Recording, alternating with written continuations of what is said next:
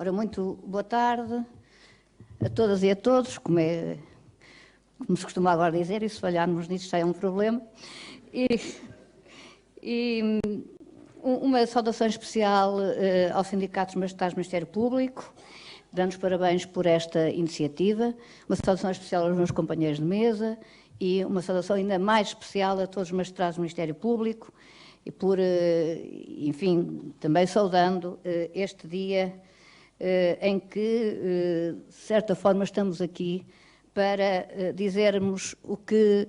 nos vai na alma e não só, também na concepção e na ideia que todos nós temos do Estado de Direito em que queremos viver, relativamente às alterações do Estatuto do Ministério Público que estão em debate neste momento na Assembleia da República. Eu começaria por, vocês já agora, peço desculpa, não irei dizer nada de muito novo, muitos do que eu até diria que todos que estão aqui já me ouviram falar sobre isto, mas é sempre bom relembrar alguns princípios em momentos como estes. Eu começaria por referir um acórdão do Tribunal de Justiça da União Europeia, muito recente, de 27 de maio, salvo erro, relativo à competência ou não ou mais a legitimidade do Ministério Público, neste caso da Alemanha e da Lituânia, para executarem mandados de detenção europeia.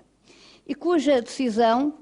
que aliás é das primeiras decisões que, de uma maneira mais desenvolvida, se pronunciou sobre alguns conceitos relativamente à necessidade do Ministério Público ser uma magistratura, e também àquilo que é a concepção da autonomia / independência, porque é assim que, de certa forma, o acórdão coloca a questão do Ministério Público, necessita das suas funções, mas acabou por a pronúncia do acórdão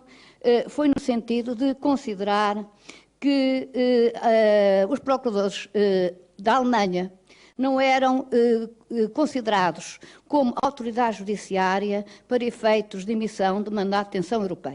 europeu. E não eram porque, na sua lei, ainda que na prática,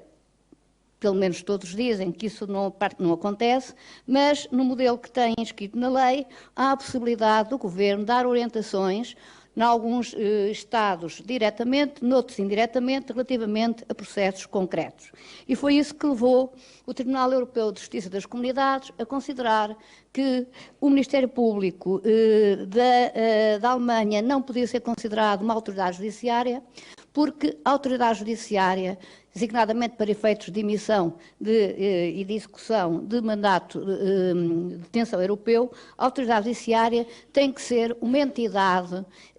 autónoma e independente, não podendo haver qualquer possibilidade, direta ou indiretamente, sofrer orientações ou corresponder a orientações do Poder Executivo. Muito claramente foi esta a decisão do Tribunal de Justiça das Comunidades Europeias. Aliás, esta decisão vai no sentido de outras, não foram tão claras, mas que já enunciavam este princípio, designadamente o Tribunal Europeu dos Direitos Humanos, e vai também no sentido de tudo aquilo que tem sido a evolução das diversas declarações sobre a independência dos tribunais e a autonomia do Ministério Público, que vêm sendo emitidas desde há muitos anos pelo Conselho da Europa e pelas instâncias europeias, Europa essa em que nos integramos, como todos sabem, e que fazemos parte. Esta decisão chamava a atenção, portanto foi no âmbito, para a importância da cooperação judiciária internacional, dizendo claramente que a cooperação judiciária internacional, como todos nós sabemos, se baseia, tem como princípio fundamental o princípio da confiança mútua entre os Estados, que por sua vez, o princípio do reconhecimento mútuo das decisões dos Estados-membros, que por sua vez se baseia no princípio da confiança mútua mútua entre os Estados. Esta confiança pressupõe o conhecimento da estrutura judiciária e da estrutura processual dos demais países e pressupõe também o reconhecimento da validade e da execuibilidade das decisões judiciárias dos demais países, de uns pelos outros, como se pode dizer. Isto é importante por tudo, mas é também importante, e eu vou ficar só nesta parte daquilo dos muitos elementos que são importantes para a investigação criminal, da criminalidade complexa e também da corrupção, mas, sem dúvida, como nós sabemos, que a cooperação judiciária internacional é, neste momento, um elemento essencial em qualquer investigação das mais complexas relativamente à criminalidade económica ou financeira e à corrupção. Escuso de desenvolver o porquê, isto todos sabemos, temos uma ideia de como, estou a falar da corrupção mais complexa e internacional e transnacional, mas todos temos uma ideia como hoje essa criminalidade se desenvolve por vários países, e não só da Europa, mas também fora da Europa, e como para combater é essencial uma cooperação informal, desde logo, entre os ministérios públicos e as entidades policiais e de investigação criminal dos diversos países, mas também os instrumentos formais de reconhecimento das decisões em cada um dos países. E por isto essa decisão é tão importante, e eu ficaria por este ponto quanto àquilo um dos elementos que eu considero mais importantes para uma verdadeira luta eficaz contra a corrupção. Dizia concretamente, eu tenho a impressão, as procuradorias alemãs não oferecem uma garantia de independência suficiente em relação ao Poder Executivo para poderem emitir um mandato de detenção europeu. E por isso, contrariamente, o Ministério Público da Lituânia oferecia todas as garantias. Suponho, estamos aqui a falar de modelos consagrados na lei. Com certeza, na prática, não sei se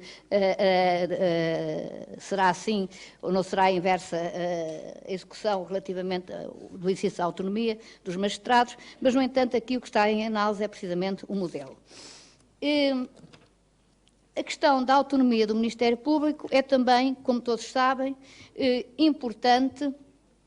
e está em Portugal consagrada na Constituição, e ela é importante porque é um pressuposto e uma condição da independência dos tribunais. E isto é muito dito, mas nunca é demais lembrar. E para aqueles que não são, todos que são juristas, estão aqui a maior parte deles, mas também estão não juristas, eu, quando sou convidada para públicos que não são públicos eminentemente de profissões jurídicas, costumo explicar muito claramente. Ninguém põe em causa que a independência dos tribunais é um elemento essencial, a independência do Poder Judicial do Estado de Direito Democrático. Também, nessa perspectiva, é preciso compreender que os tribunais julgam aquilo que lhes é levado.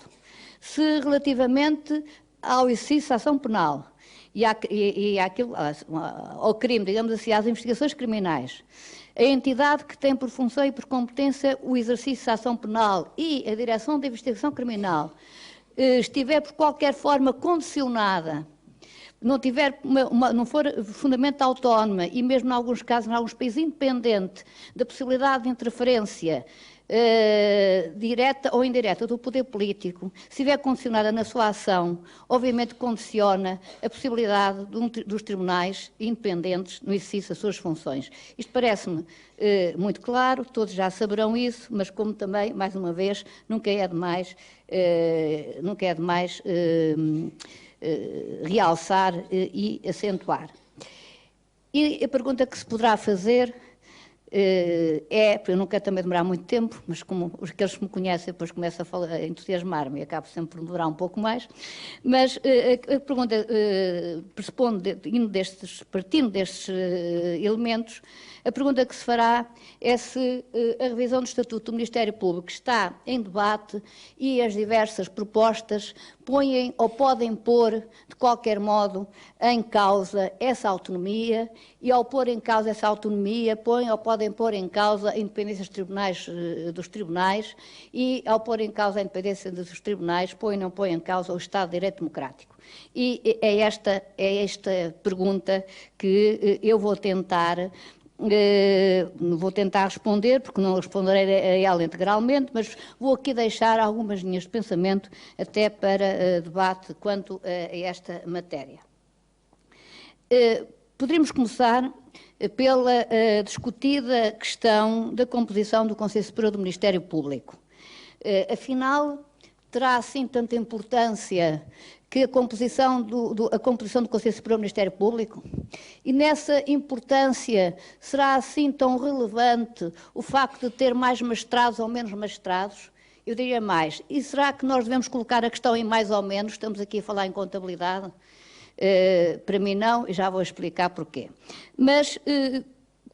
o que é que aquilo que está em cima da mesa quanto à composição do Conselho Superior do Ministério Público nos vem dizer?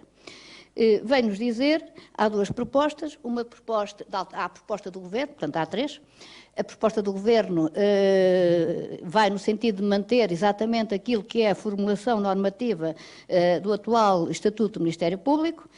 Há a proposta do PSD e há a proposta do Partido Socialista. A proposta do Partido Social Democrata propõe, no essencial, a redução dos elementos eleitos pelos seus pares e o aumento do número dos elementos a designar pela Assembleia da República, no essencial, e a retirada da composição dos procuradores-gerais distritais que no novo Estatuto são chamados, apelidados procuradores-gerais regionais. Mais um PGR, não é por falta de PGRs que nós vamos, nos próximos estatutos, ter problemas. Isto, claro, que tem um sentido crítico, mas que eu sempre defendi que se devia manter o nome, mas isso não é de menos neste momento. Essa composição leva-nos, portanto, a um predomínio efetivo da composição dos elementos não magistrados na composição do Conselho Superior do Ministério Público. Isto por si só, há quem defenda que aliás, o que se tem ouvido, eu digo que se tem ouvido porque, como também já disse publicamente, eu gostaria que estas propostas tivessem sido propostas debatidas com os autores das mesmas, a explicar em termos conceptuais porque é que as fazem. E isso, com certeza, que terá sido naquilo que é o ambiente e o espaço dos deputados, mas em termos públicos não foi, pelo menos nunca houve assim um debate em que claramente viesse a explicar isso. Mas aquilo que foi dito, designadamente também pelo Presidente do PSD, vai no sentido de que é importante a possibilidade de a comunidade aqui representada pelos deputados, que depois designam pessoas de reconhecido mérito, esteja representada, porque isso leva à legitimação da própria ação, da própria magistratura do Ministério Público, designadamente pela possibilidade de este órgão, Conselho Superior do Ministério Público, poder ter uma palavra a dizer no âmbito de transparência e, por um lado, no âmbito da transparência relativamente à sua atuação, por outro lado, também no âmbito daquilo que são as suas funções próprias de exercício da ação disciplinar e da avaliação do mérito. Esta tem sido a argumentação. O PS, por sua vez, faz uma proposta também de alteração da composição do Conselho, sobre esta proposta do Partido Socialista. Nunca ouvi qualquer explicação pública do seu fundamento, portanto, não posso aqui resumir, pode ser que alguém que esteja nesta sala conheça, mas concretamente o que vem propor é a manutenção dos procuradores-gerais distritais na composição do Conselho, por um lado, e vem também propondo a redução dos membros eleitos pelos seus pares, relativamente aos magistrados, em 2, salvo erro, e a substituição por a possibilidade de designação de dois membros a ser efetuada pelos mesmos magistrados que compõem o Conselho. E depois, da letra do artigo, deduz-se que esses 2 membros, a serem eleitos pelos membros magistrados que compõem o Conselho, um deles poderão ser não magistrados. Isto é o que se deduz da letra do... E o que vem dizer o Partido Socialista é, de certa forma, vem dizer que se mantém a maioria de magistrados e, portanto, aquela questão da maioria e da minoria dos magistrados estava resolvida por esta via. Eu, francamente, esta proposta também não a compreendo, porque não sei... A composição do Conselho e o número dos seus membros tem que ser avaliada, não só tendo em atenção as competências do Conselho, e já lá vamos, porque é essencial fazer a análise da composição versus a competência porque se o Conselho não tiver competência nenhuma, pode ser formado pelas pessoas que se forem entender. Estou a brincar, mas de certa forma é assim. Mas não se compreende porque é que há aqui sempre uma relação de legitimação, ou de legitimidade, ou de dar, porque é que são membros, atualmente são os membros de magistrados eleitos pelos seus pares, é o mesmo que os membros designados pela Assembleia da República. Há aqui um equilíbrio no atual Conselho, porque se considera, para todos os efeitos, que o Conselho Superior do Ministério Público é um órgão plural que tem membros que correspondem a determinado tipo de visões distintas daquilo que são as funções do Conselho. E baseia-se precisamente também nessa lógica da legitimação e da representatividade de diversas concepções e de diversos grupos no âmbito da sua composição. Isto tem alguma lógica no funcionamento da própria magistratura do Ministério Público.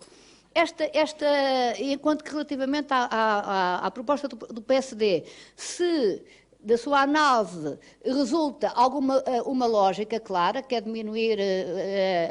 a representatividade dos membros magistrados e retirar os distritais da composição do Conselho, talvez para reduzir o peso da hierarquia e do funcionamento hierárquico na atividade do Ministério Público, sob a dependência do Procurador-Geral, que, aliás, toda esta filosofia depois é claramente explicitada nas restantes normas relativamente às competências do Conselho Superior do Ministério Público propostas pelo PSD. E, desculpem, adiantar já, e aí é que está o grande perigo, e depois eu vou tentar explicar porquê. Mas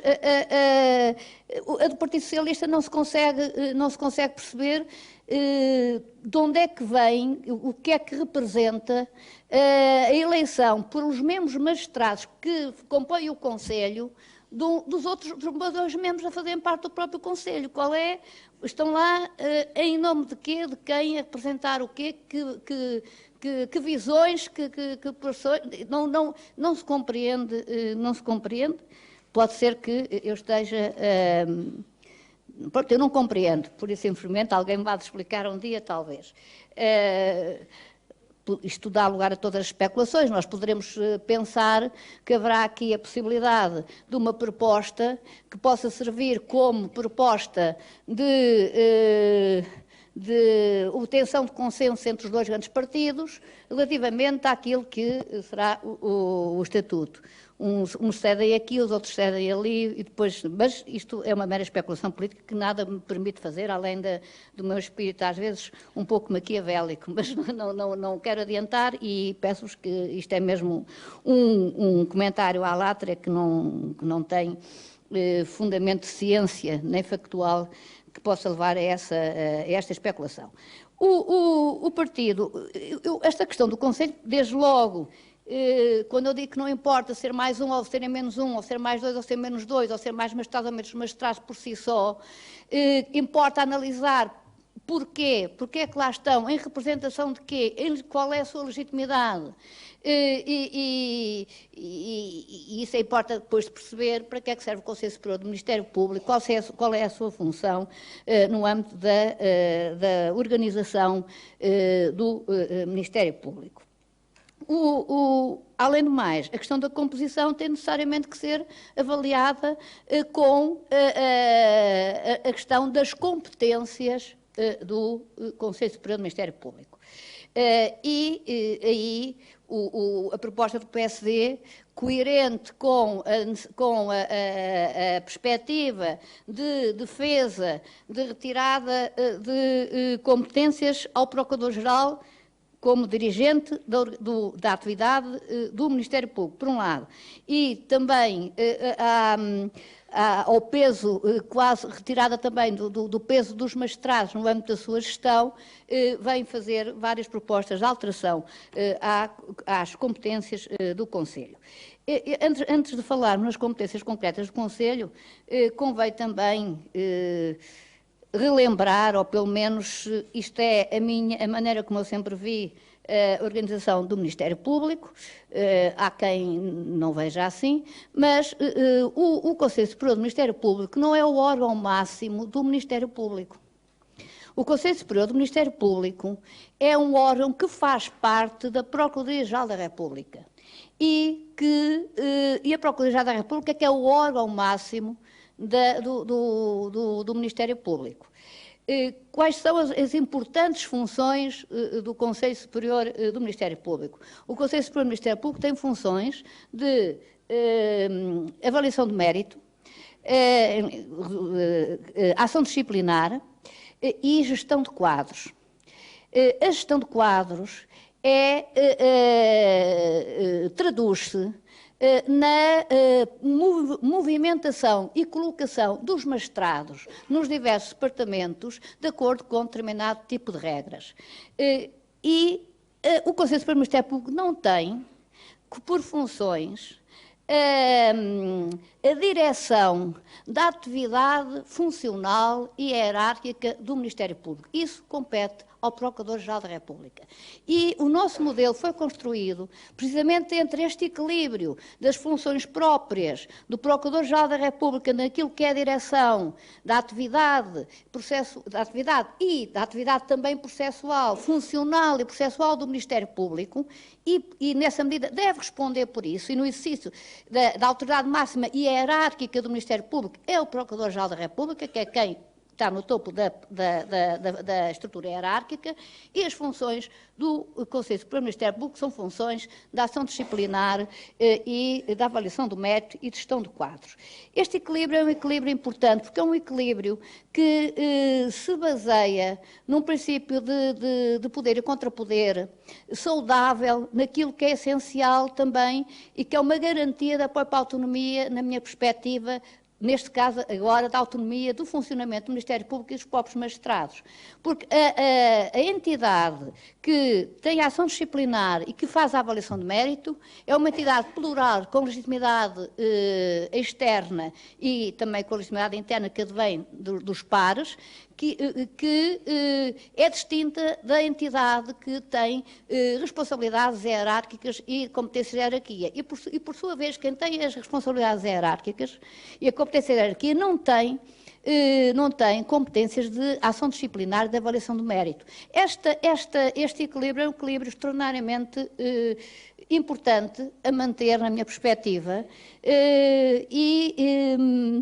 e que é importante para a própria autonomia do Ministério Público e, aliás, daí decorrem as importantes funções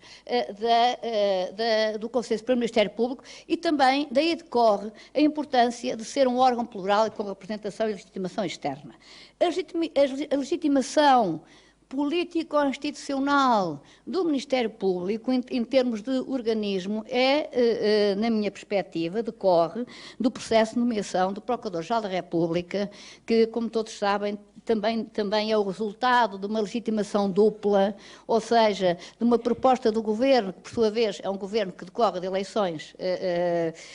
para a Assembleia da República, como nos termos em que todos sabem, e da nomeação do Presidente da República, cuja eleição é uma eleição universal e também distinta da outra. Há aqui uma legitimação própria na nomeação do Procurador-Geral e a sua legitimidade política institucional decorre precisamente dessa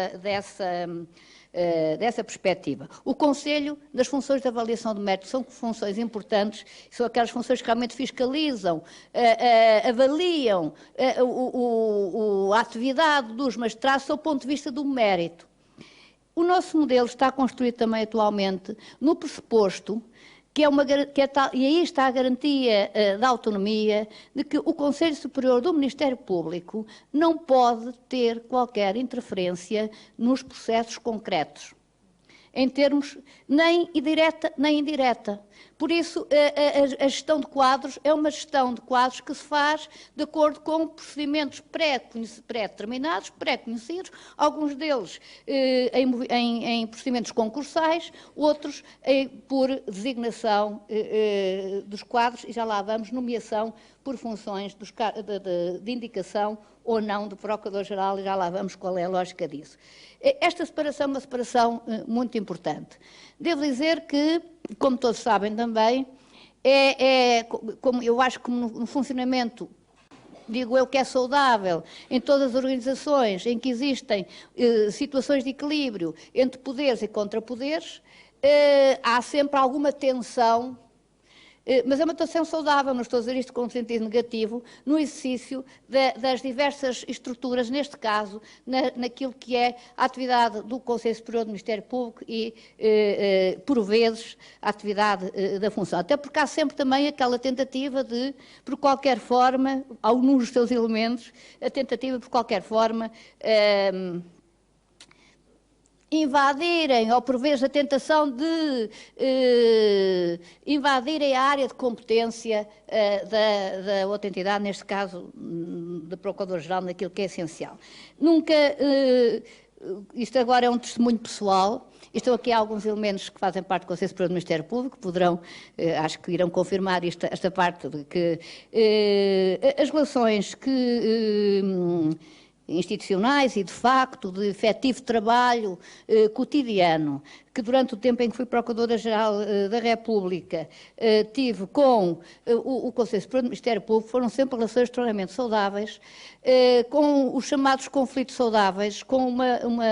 ou seja, com uma clareza de defesa de posições e nunca houve qualquer choque ou luta naquilo que é o sentido negativo ou naquilo que será o contrário do que eu chamo o funcionamento normal, saudável, de órgãos da mesma instituição que têm competências que por vezes têm linhas de divisão bastante... aliás, há um membro do Conselho que dizia que a Sra. Procuradora-Geral tem o vício da dialética, do contraditório. Mas eu acho que era um membro vindo da Assembleia da República, era um elogio, ainda por cima que era um membro que é indicado pelo Partido Socialista, portanto é um elogio naquilo que é o funcionamento democrático do órgão, acho eu. Claro que é, mas pronto. Isto são histórias à parte, também estamos... Mas esta distinção é uma distinção bastante importante. Ora, as propostas que estão neste momento em cima da mesa, seguramente as propostas do PSD, depois há umas propostas do Partido Socialista contra a questão da autonomia financeira, que também podem ser mais complexas, mas a proposta vão no sentido de, para além da alteração da composição do Conselho,